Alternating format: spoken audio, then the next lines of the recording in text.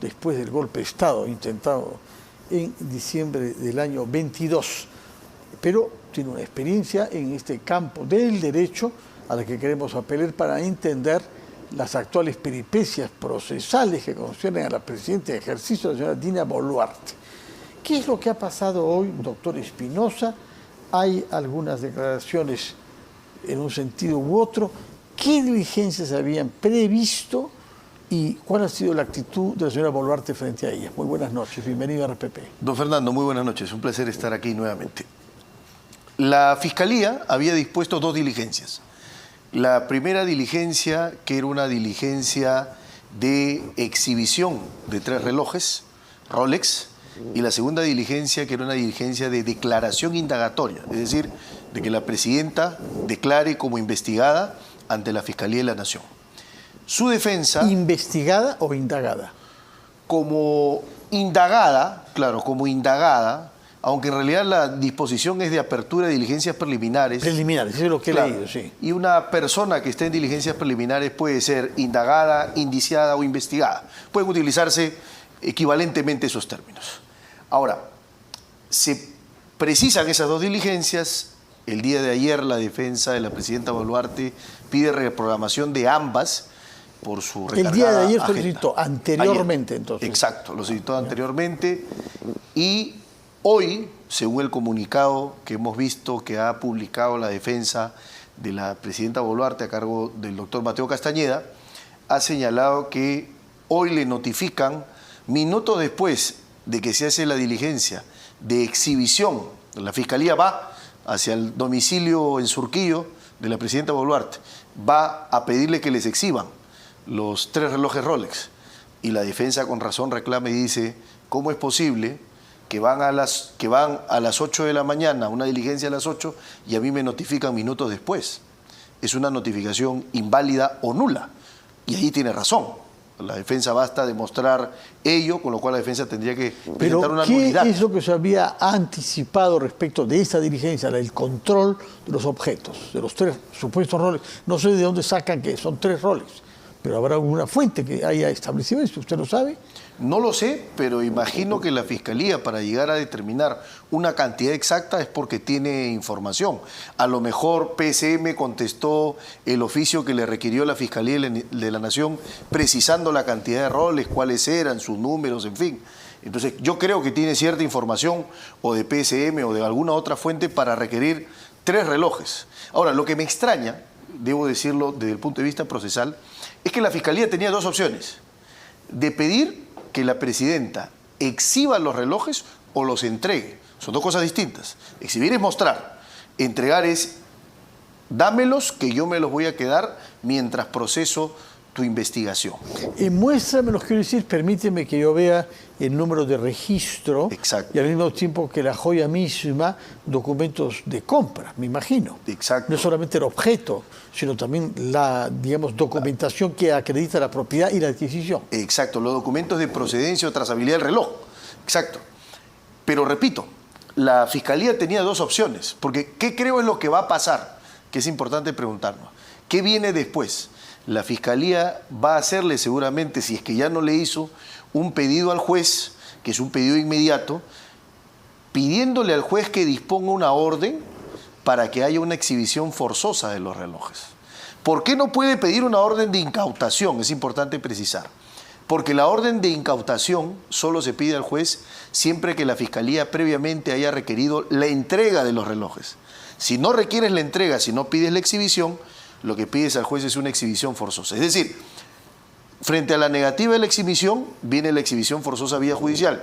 Frente a la negativa de la entrega de los relojes, viene la incautación. Así que lo que va a venir es una orden de exhibición forzosa, a la que tiene que acceder la presidenta Boluarte con su defensa, porque si no estarían cometiendo... No se ha negado en principio, lo que ha hecho es reprochar que no se haya notificado a tiempo esta diligencia, Exacto. Pese a que ella se había excusado el día de ayer. Quiere decir, ha habido un intercambio. Exacto. Es lo que no se entiende. ¿Por qué hay una diligencia si ha habido ayer comunicación? ¿Por qué no se le informó bien de que eran 2 diligencias en realidad? Una es su testimonio y el otro es el control de los objetos, ¿no? Sí, sí. Yo estaba explicando un poco lo que va a hacer la Fiscalía, que creo que va a hacer, lo que va a requerir el juez, pero en efecto La defensa es muy fácil de demostrar que le han notificado después. Lo que va a mostrar es su constancia en notificación, día, que es hoy, hora, que es pasada las 8 de la mañana. En consecuencia, la defensa no ha podido estar presente en esa diligencia. Pero eso es un error por, digamos, decirlo menos, o una falta. Es una notificación defectuosa. Es una notificación defectuosa porque se está haciendo después de la hora programada la diligencia. Ahora, la señora Boluarte, tengo entendido, había solicitado una reprogramación para 2 semanas más tarde. ¿Esto es exacto, confirmado? Exacto. De las 2 gestiones. Exacto. Había pedido, es más, había pedido que ambas diligencias no se hagan en 2 días diferentes, sino se hagan en un solo día. Lo cual me parece razonable y atendible. Es decir, si tú me vas a pedir mostrar mis relojes y luego me vas a tomar la declaración, ¿para qué me pides un día una cosa y luego otra cosa? Perfectamente se pueden hacer en un día, en horas subsecuentes. De manera que me parece un pedido razonable. Creo que el punto acá es que la Fiscalía entienda que la investigación tiene que ser prolija y acuciosa, pero siempre respetando la ley y enmarcada en la protección de los derechos. ¿Por qué es que el fiscal de la Nación, el señor Villena, habría dicho que el comportamiento de la señora Boluarte revela un indicador de rebeldía? Porque a criterio de la Fiscalía de la Nación se le programan fechas para la declaración y la exhibición. A la exhibición no viene, justifica la agenda, a la declaración tampoco, y considera la Fiscalía que las razones para pedir la reprogramación son razones insuficientes. ¿Por qué? Porque dice que se le presenta la agenda de la presidenta, se le presenta determinadas actividades, pero no se explica, dice, de manera cabal y completa, si es que eran actividades indelegables, uno, y urgentes que pudieran estar por encima de la actividad fiscal. Eso es lo que señala la Fiscalía. Entonces, frente a ese acontecimiento en donde la reprogramación es por motivos genéricos, dice la Fiscalía, considera que la actividad procesal, o sea, dentro del proceso de investigación, de la fase de investigación preliminar, considera que está en rebeldía, es decir, en desacato procesal. Es una acusación grave. Sí, por supuesto, porque además decir que el presidente de la República o la presidenta se halla con indicadores de rebeldía, estamos en una situación un poquito delicada, ¿no? Sí, porque la rebeldía es un preludio de una mala fe o una conducta dilatoria del proceso, que yo creo que es lo que luego se va a argumentar. Ojo, a la presidenta no se le puede requerir una prisión preventiva como para utilizar el argumento de que ha habido obstaculización o mal comportamiento dentro del proceso. Eso se descarta.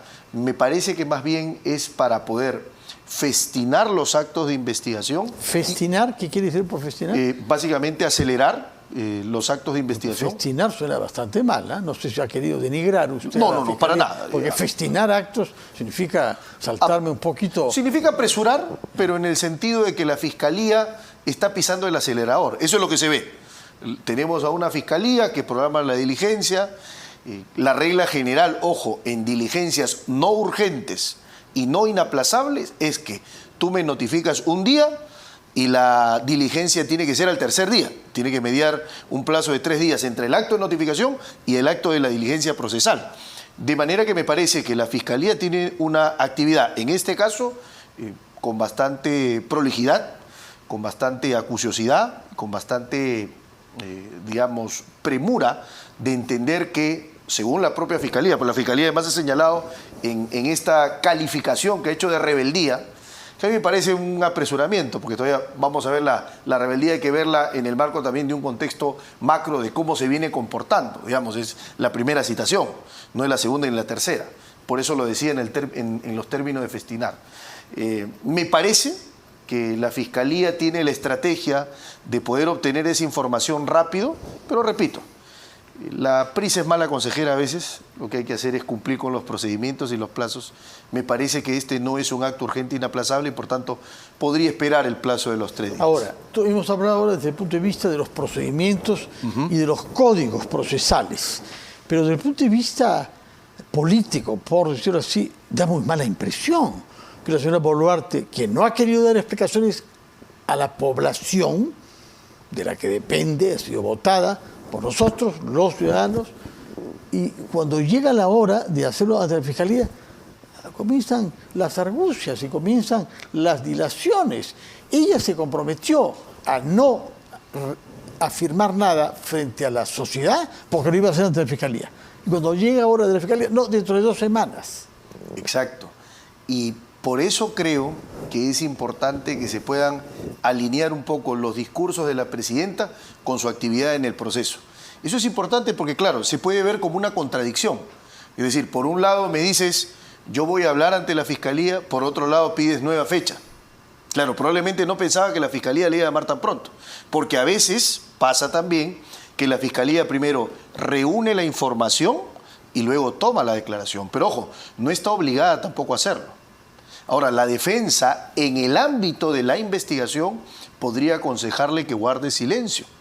Como sucedió con su defendido. Por supuesto que es su derecho. Pedro Castillo, quizás se lo recomendó usted mismo. Es su derecho. Pero ¿en qué contribuye guardar silencio cuando ella nos ha dicho a nosotros, peruanos, que guardaría silencio ante nosotros, pero que hablaría ante la Fiscalía? Por eso digo que esa estrategia de guardar silencio quedaría sin piso a partir de las declaraciones en donde hay un compromiso de la presidenta y dice, no voy a hablar acá porque lo voy a hacer en la carpeta fiscal.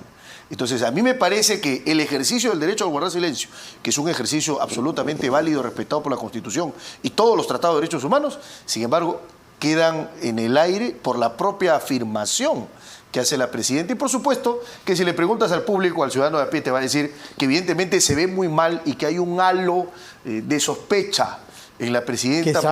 Que se agrava, ¿no? Ahora, el tema de controlar los objetos, los roles, no es el único procedimiento. Hay también un procedimiento también de evaluación de las declaraciones juradas y de la información aportada por la unidad de inteligencia financiera.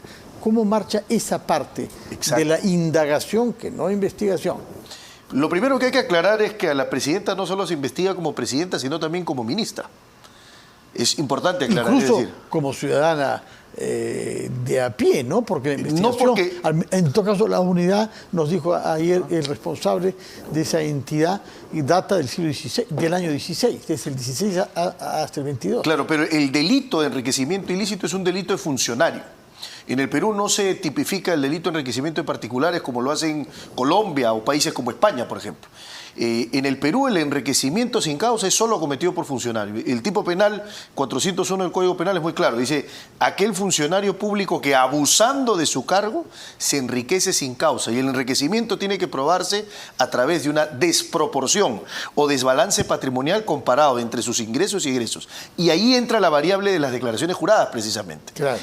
En determinar los ingresos. ¿Cuánto declaró un periodo?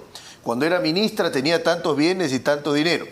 Cuando soy presidenta tengo tanto. Y ese incremento, si es que lo hay, porque tiene que establecerse pericialmente. Tampoco es que se puede establecer, digamos, solo mirando la declaración jurada.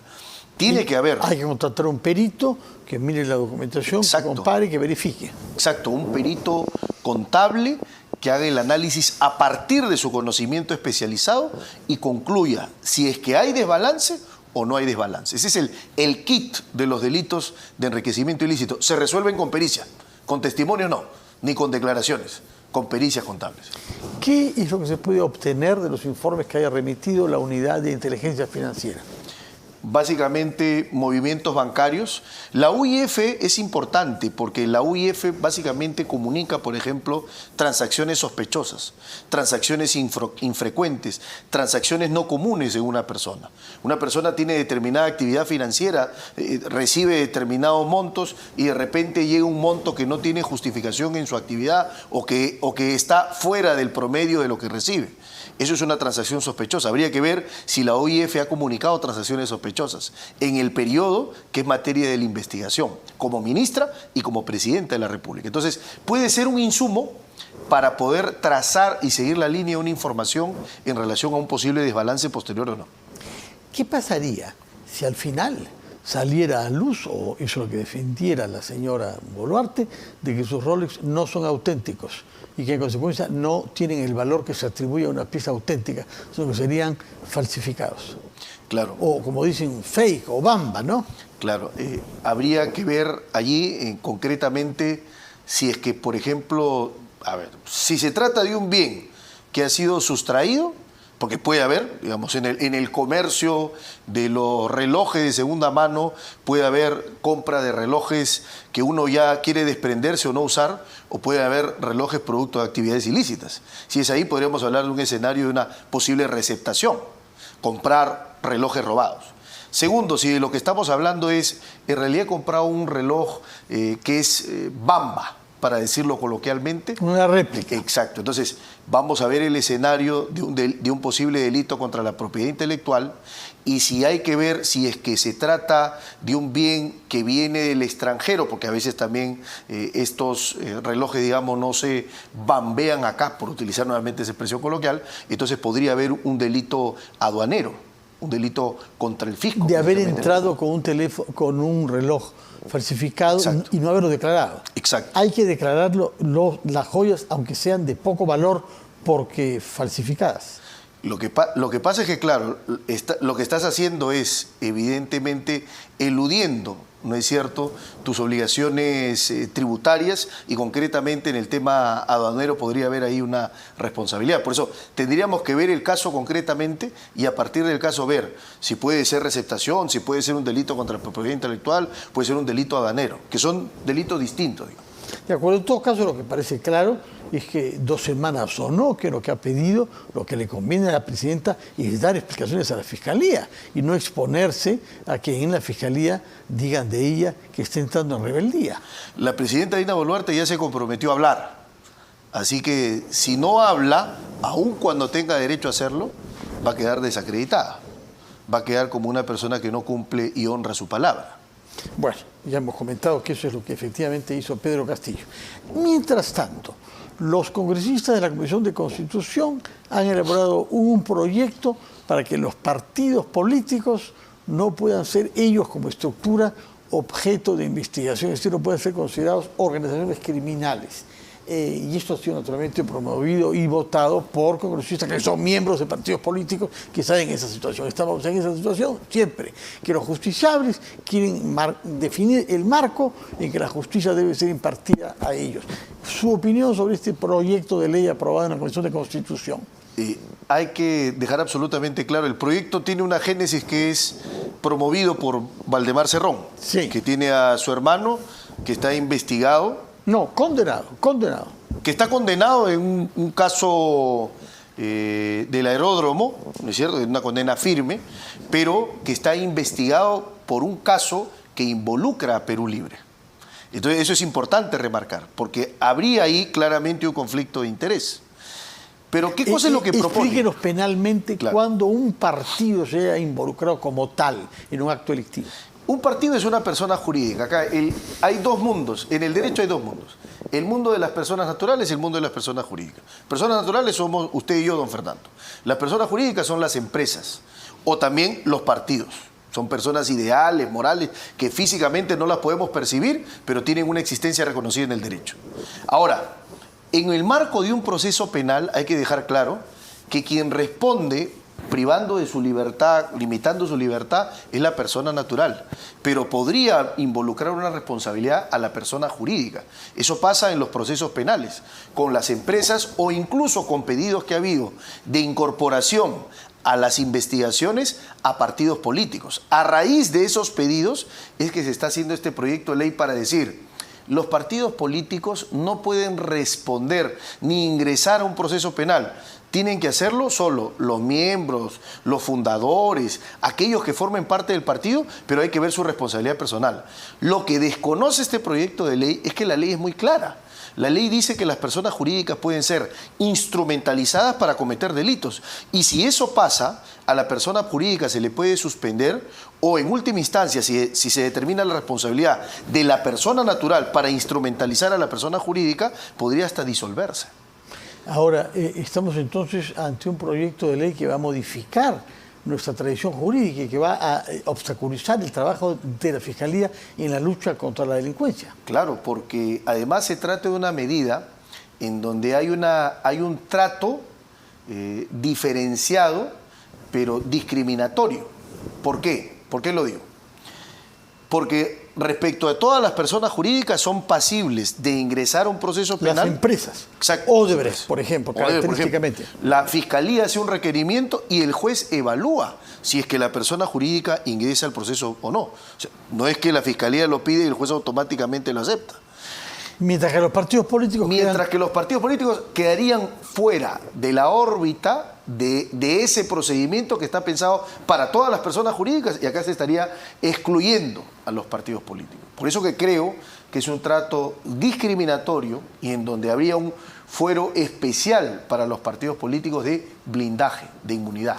De acuerdo. Aprovechando el tiempo que nos es escaso, su opinión sobre las idas y venidas que han habido entre la justicia, el Congreso, la Junta Nacional de Justicia y el Tribunal Constitucional. ¿En qué vamos a quedar? Porque aparentemente todo se hace para que el ciudadano de a pie no pueda entender mucho.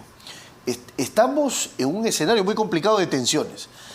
Recordemos que el Congreso terminó inhabilitando a 2 miembros de la Junta, solo a 2, a Inés Tello y al vicepresidente Aldo Vázquez. Sí. El problema de la inhabilitación es que el Congreso olvida que lo único que importa es la aritmética de los votos. Y se olvidan que importa, por supuesto, también el respeto al procedimiento constitucional. Y la Constitución es muy clara. Y ahí donde la Constitución no distingue, el Congreso no puede distinguir. El voto del señor Luna. Resulta que la Constitución es clara y dice y el señor Gerí, son 2, ¿ah? Y el señor Gerí Somos Perú y Somos Luna Perú, de Podemos Perú, sí. Entonces, es muy claro que la Constitución dice que le corresponde decidir al Pleno, sin la intervención de la Comisión Permanente, sobre la suspensión, destitución e inhabilitación de los altos funcionarios, como son los miembros de la Junta Nacional de Justicia. La Constitución establece la imposibilidad de que ningún miembro de la Comisión Permanente pueda intervenir en el Pleno para decidir sobre la inhabilitación de los altos funcionarios. Tenemos estos congresistas, miembros de la Comisión Permanente, que finalmente terminaron decidiendo la suerte de estos 2 miembros de la Junta Nacional de Justicia. Resulta que hicieron una interpretación que ellos tienen en Junta de Portavoces hace unos años, en donde dicen, no, un momentito. Tú puedes votar siendo miembro de la Comisión Permanente, siempre que la Comisión Permanente no haya votado. La pregunta es, ¿y cómo así un órgano interno del Congreso se superpone al mandato constitucional claro y expreso? La Constitución nunca ha dicho eso. El Tribunal Constitucional nunca ha interpretado tal cosa. De manera que esa es una flagrante violación a la Constitución. Y ha habilitado la medida cautelar de la Sala Constitucional. Y acá hay que entender, porque el Procurador del Congreso ha presentado un pedido de nulidad ante el Tribunal Constitucional, que es manifiestamente improcedente. ¿Por qué? ¿Por qué? Porque la Sala, en materia de amparos contra el Congreso, la nueva ley dice que la Sala Constitucional es primera instancia. La segunda instancia es la Sala Constitucional de la Corte Suprema. Sí. Entonces el Tribunal Constitucional no puede resolver un asunto que le corresponde resolver a la Corte Suprema. No puede, a pedido de una parte, pronunciarse sobre esto. No puede. Que esté en proceso judicial. Claro, porque hay una cláusula en la Constitución muy clara. Ninguna autoridad puede abocarse a un procedimiento causa en trámite. Muy bien, vamos a ver entonces cómo se resuelve ese problema. Señor, pregunta final, si la quiere contestar. Usted ya no es abogado de Pedro Castillo desde hace más de un año, pero no sé si lo ha visitado, usted ha tenido contacto con él, cómo lo ha encontrado y sobre todo, ¿cree usted que terminará por comprender que lo que hizo fue un golpe de Estado y no una proclama política? Sí. A ver, primero sí he ido a visitarlo. Lo visité al día siguiente que salió la información que aparentemente había tenido un infarto, un paro, alguna afección cardíaca, que había estado mal. Fui a visitarlo para ver su salud, para transmitirle mi consideración, que siempre la tiene, mi aprecio personal, por supuesto, y para poder manifestarle que no podía retomar su defensa y que mi renuncia era irrevocable. Y por otro lado, he expresado mi posición de que para mí lo que él hizo, lo he dicho mediáticamente, lo he dicho acá incluso, y también se lo he dicho a él en privado, lo que él hizo no es delito, pero estuvo mal, es inconstitucional. ¿Qué cosa es inconstitucional? ¿Por qué no es delito? ¿Por qué no es delito? Porque la tentativa de rebelión es iniciar alzarse en armas. Mientras no haya inicio de alzarse en armas, no hay rebelión. Pero dar una orden como jefe de Estado y como jefe supremo de las Fuerzas Armadas para que el Congreso quede... ¿Qué cosa es? No. No es delito. Es un acto preparatorio para un evento futuro, como le he dicho. Es un acto preparatorio. pero no es el inicio de la ejecución de la rebelión. ¿Amerita estar detenido quien comete ese acto que usted dice que no es delito? Amerita ser procesado dentro de un debido proceso parlamentario y que se tome la decisión que corresponda. Pero detenido no. Para mí esa es una conducta típica, no hay delito. ¿Correspondió vacarlo por el Congreso? Me parece que sí correspondía la vacancia, pero siguiendo todo un procedimiento que entiendo que no se ha seguido. Y si no se ha seguido, ¿quiere Si decir no que se ha la seguido, vacancia para usted no es válida? es que, por supuesto, porque hay determinados procedimientos que seguir consiguiendo los votos de la manera que lo establece la Constitución y el reglamento del Congreso, no se hicieron. Bueno, felizmente que no es abogado defensor, ¿ah? Porque no siendo lo dice todo esto, si fuera abogado defensor... Pero como lo he hecho con el mucho. caso de Dina también, Bueno, claro. Muchísimas gracias, señor Benji Espinosa, abogado penalista, que ya no es abogado defensor de Pedro Castillo, aunque algunos escuchándolo pueden creer que le ha quedado un pequeño resabio de gusto por eso. Muchas gracias, señor Benji Espinosa, que tenga un feliz fiestas de Pascua.